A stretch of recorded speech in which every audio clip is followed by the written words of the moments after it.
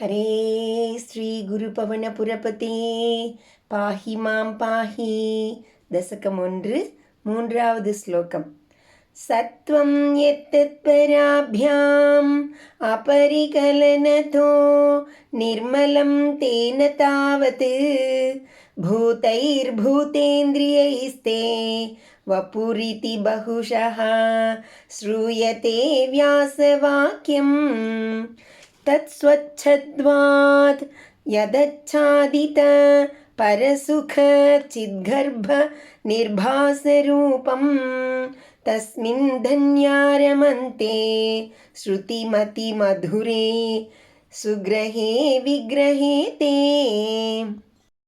சத்வம் யத் தத் பராப்யாம் அபரிகலனதः நிர்மலம் தேன தாவத் பூதைः பூத இந்திரியைः தே வபுः இதி பகுஷः ஸ்ரூயதே வியாச வாக்கியம். தத் ஸ்வச்சத்வாத் யத் அச்சாதித பரசுக சித் கர்ப்ப நிர்பாச ரூபம் தஸ்மின் தன்யாः ரமந்தே ஸ்ருதி மதி மதுரே சுக்ரஹே விக்ரஹே தே.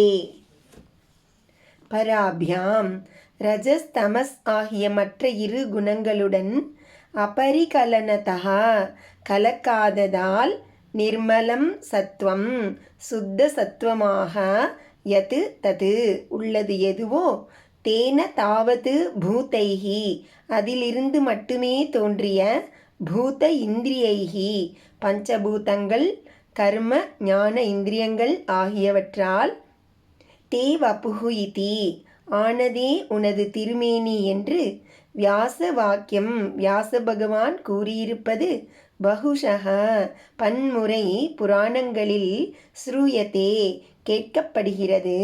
தது அத்திருமேனி ஸ்வச்சத்வாத் அதனது தூய தன்மையால் அச்சாதித சற்றும் மறைக்கப்படாத பரசுக சித்கர்ப்ப பரமானந்தமும் ஞானமும் நிறைந்து நிர்பாச ரூபம் ஒளி வீசுகின்ற திருவடிவாகும்.